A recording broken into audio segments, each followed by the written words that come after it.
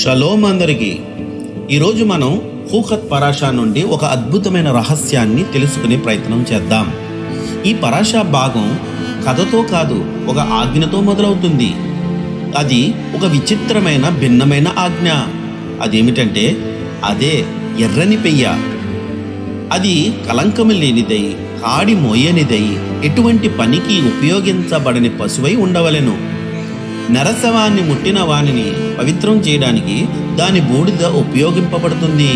అయితే ఇక్కడే ఒక ట్విస్ట్ ఉంది. అదేమిటంటే బూడిదను సిద్ధపరిచిన యాజకుడే అపవిత్రుడైపోతాడు. ఇది ఆశ్చర్యంగా లేదా? ఏ బూడిద అయితే ఒకరిని పవిత్రం చేస్తుందో అదే బూడిద మరొకరిని అపవిత్రం చేస్తుంది. ఇక్కడే ఒక మర్మం దాగి ఉంది. తోరా అవగాహనలో మరణం కేవలం ఒక ముగింపు మాత్రమే కాదు, ఇది ఒక చీలిక, అనగా శరీరం నుండి ఆత్మ నిష్క్రమించుట. కాబట్టి మరణం అనేది ఒక చీలిన స్థితి లేక విరిగిన స్థితికి సాదృశ్యంగా ఉంది.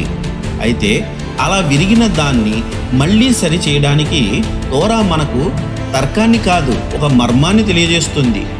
అది ఉద్దేశపూర్వకంగానే వాస్తవాన్ని వ్యతిరేకిస్తుంది కూడా. ఎందుకంటే విరిగిన ప్రతిదానిని వివరణ ఇచ్చి మనం బాగు చేయలేము. మన హృదయానికి గాయమైనప్పుడు, మరి ముఖ్యంగా ప్రత్యేకించి లోతైన గాయాలు మన హృదయానికి అయినప్పుడు వాటిని బాగు చేయగలిగేది ఏమిటి? ప్రేమ, త్యాగం మరియు నీ సాన్నిహిత్యం వలనే కదా సాధ్యం. ఇదే అసలైన రహస్యం. ఇతరులను శుద్ధి చేయాలంటే నీవు వారి భారాన్ని ఎంతో కొంత మోయాల్సి ఉంటుంది. ఇతరులకు సహాయం చేసే యాజకుడు తానే అపవిత్రుడు అవ్వాల్సి ఉంటుంది. అతడు కొంత ఖర్చు భరించాల్సి ఉంటుంది. అతడు కూడా ఆ సమస్యలోకి వెళ్లాల్సి ఉంటుంది. ఇదే అసలైన విషయం. నిజమైన దయ, నిజమైన నాయకత్వం, నిజమైన చికిత్స చెయ్యాలి అంటే ఖర్చు పెట్టాల్సి వస్తుంది. మరి ఎవరినైనా పైకి లేపాలంటే నువ్వు కూడా వంగాల్సిందే. సహాయపడాలంటే నువ్వు కూడా ఎంతో కొంత ఒత్తిడిని భరించాల్సిందే. ప్రేమను చూపాలి అంటే ప్రమాదంలోకి వెళ్లాల్సిందే. ఆత్మీయమైన అత్యున్నత క్రియలు ఎప్పుడు తేలికగాను సులభమైనవిగాను ఉండవు. అవి గందరగోళంగా ఉంటాయి, భారంగా ఉంటాయి.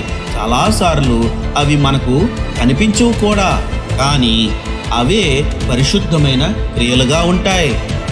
క్షమించడానికి ఇతరులు అర్హులు కాకపోయినా వారిని క్షమించినప్పుడు, బాధలో ఉన్న వారితో నేను ఉన్నాను అని చెప్పి వారిని ఓదార్చినప్పుడు, కష్టాలలో ఉన్న వారికి మనం సేవ చేసినప్పుడు నీ పరిస్థితి కూడా దానికి అనుగుణంగా మారిపోవచ్చు.